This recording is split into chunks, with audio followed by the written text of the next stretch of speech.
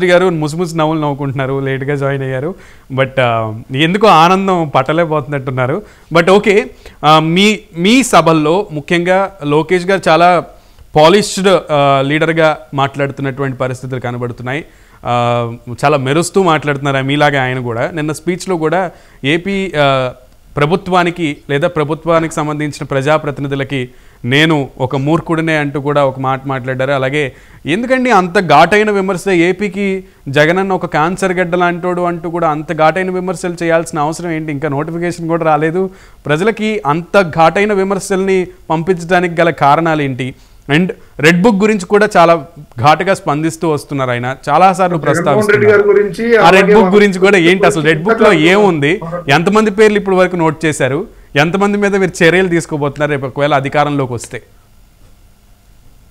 మొదట మీకు మన ప్రైమ్ లైన్ ప్రేక్షకులకి, వైఎస్ఆర్సీపీ నేత వేణు గారికి, జనసేన నేత బాబు గారికి, అనలిస్ట్ మిత్రులకి నా తరఫున తెలుగుదేశం పార్టీ తరఫున మొదటి నమస్కారాలు. గుమ్మడికాయ దొంగ అంటే భుజాలు అడుగుకున్నాడు వెనక. ఇప్పుడు రాష్ట్రంలో సైకో పాలన చూసి ప్రజలు విసిగిపోయారు. పూర్తి స్థాయిలో అన్ని వర్గాల ప్రజల్లో వ్యతిరేకత వచ్చింది. దీన్ని కాదనలే కదా. మన ఇండియా టుడే సర్వే కావచ్చు, సీ వాటర్ సర్వే కావచ్చు, జగన్మోహన్ రెడ్డి సర్వే కూడా కావచ్చు. పూర్తిగా నైరీశ్వర్లోకి వెళ్ళిపోయి తిరుపతిలో కూర్చొని నేను హ్యాపీగా దిగిపోతానని చేతులు ఎత్తేసాను. మళ్ళీ తాడేపల్లి గెస్ట్ హౌస్ కి తలుపులు వేసుకొని మేము ఎమ్మెల్యేలు మార్చేస్తాము, 175 గెలిచేస్తామని చెప్పాడు. సో ఇక్కడ నాకు కాపు వెంకటరెడ్డి గారికి నేను ఇంటర్వ్యూ లేదు, నేను కనీసం మాట్లాడే అవకాశం లేదు, కానీ పలకరించే అవకాశం కూడా లేదని చెప్పి నీకు నీ సెకండరీ బాయ్ బాయ్ అని చెప్పేసి ఎమ్మెల్యేలు ఇంక నీ పొత్తు వద్దు, నీ నాయకత్వం వద్దు, నీకు నీ పార్టీకి నమస్కారం చెప్పి రాజీనామా చేసిన ఎంపీలు తాడిపల్లి భద్ర గారు కావచ్చు, కర్నూలు ఎంపీలు కావచ్చు, ఇంకా 20 మంది రాజీనామా చేసి వేరే పార్టీకి వస్తున్న వాళ్ళు ఎందుకు సార్ ఇన్ని మార్పులు జరుగుతున్నాయి? ఒకసారి ప్రశ్నించుకోవాలి కదా. రెండు, కనీసం 16 లక్షల మంది ఉద్యోగస్తులకి జీతాలు ఇవ్వలేదు ముఖ్యమంత్రి. కనీసం కాంట్రాక్ట్ వర్కర్స్ ఒక 4 లక్షల మంది ఆశా వర్కర్లు, గోపాల మిత్ర వాళ్ళు వీళ్ళు అవుట్సోర్సింగ్ వాళ్ళు పర్మనెంట్ చేయని ముఖ్యమంత్రి. ఎంతసేపు అప్పులు చేసి మాకు పప్పు కూడా తినిపిస్తున్న ముఖ్యమంత్రి. రాష్ట్ర భవిష్యత్తులో రాష్ట్ర ఉద్యోగస్తులకు ఎక్కడ కూడా ఉద్యోగం జాబ్ కార్డు ఇవ్వకుండా ఉద్యోగాలు ఇవ్వని ముఖ్యమంత్రి. ఒక ఇరిగేషన్ ప్రాజెక్ట్ పూర్తి చేయకుండా, ఒక ఎకరా కూడా నీళ్లు ఇవ్వకుండా రైతుల ఆత్మహత్యలో కారణమైన ముఖ్యమంత్రి. ఈరోజు దిశా చట్టం లేని దిశా చట్టం తీసుకొచ్చి మా నిజం వృద్ధి రోజుకు 3 మంది ఆ మహిళలపైన అఘాయితాలు చెప్పకుండా పవన్ కళ్యాణ్ గారు చెప్పినట్టు 30,000 మంది పైచలకు తప్పిపోతే దిక్కు దివాణం లేకుండా దిశా చట్టం ఉన్న ముఖ్యమంత్రి.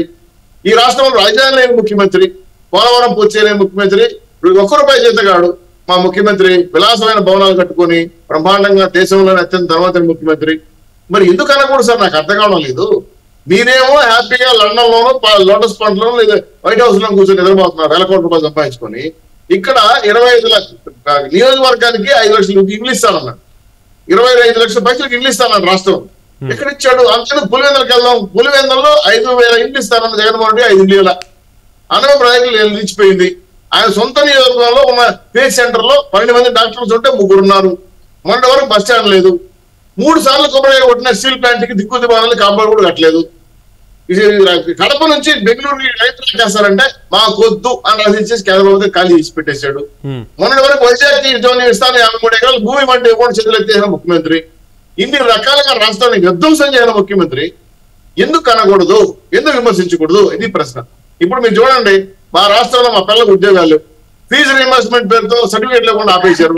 వాళ్ళు ఉద్యోగానికి పోలేరు, పైసలు చదవలేరు, ఇక్కడ ఉండలేరు. పూర్తిగా డ్రగ్ ఆంధ్రప్రదేశ్ గా మార్చేశారు, అప్పులు బాగా చేసేసారు.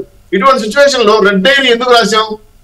ఈ ప్రజల్ని దుర్మార్గంగా ఎవరైతే ప్రశ్నిస్తారో వాళ్ళ మీద కేసులు పెట్టడం, 41C నోటీసులు ఇవ్వటం, అవసరస్తులు చేయటం, దళితులను శిరోమండనం చేయటం, అదేవిధంగా దళితులను చంపేయటం, రోడ్లు చేయటం, ఇవన్నీ చేసిన అధికారులు ఉన్నారు. 2,000 ఎకరాలు పేదలకు ఇల్లు ఇస్తామని చెప్పి 1,000 ఎకరాలు కబ్జా చేసి దాని మీద 1,000 కోట్ల రూపాయలు గుమాన్ చేసిన అధికారులు. ఇప్పుడు చూడండి, దొంగ ఓట్ల పేరు మీద కలెక్టర్ స్థాయి అధికారులు సస్పెండ్ అయిపోతున్నారు.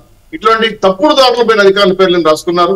100% వాళ్ళకి న్యాయపరమైన శిక్ష వేయడానికి, అంతేగాని ఇదేమి మేమేమి వాళ్ళ రాజ్యాంగానికి విరుద్ధంగా ప్రార్థించడం కోసం కాదు. అలాగే ఒక ధర్నా చేస్తే, ఆశా వర్కర్లు ధర్నా చేస్తే కనీసం మహిళలు చూడకుండా ఈడ్చి జిబుల్లో పడేసి కొంత మీద దొక్కి చివరికి ఒక ఆవిడైతే ఆత్మహత్య కూడా చేసిన పరిస్థితి ఏర్పడింది. ఇంత దుర్మార్గంగా పరిపాలన చేస్తున్న జగన్మోహన్ రెడ్డి గారిని ఎందుకు విమర్శించకూడదు? ప్రతిపక్షాలు విమర్శిస్తే కేసులా? మీకు తెలుసో తెలీదో, జనసేన తెలుగుదేశం పార్టీ మీద 70,000 కేసులు ఉన్నాయి. 70,000 కేసులు కావాలి మీరు రిపేర్ చేసుకోండి.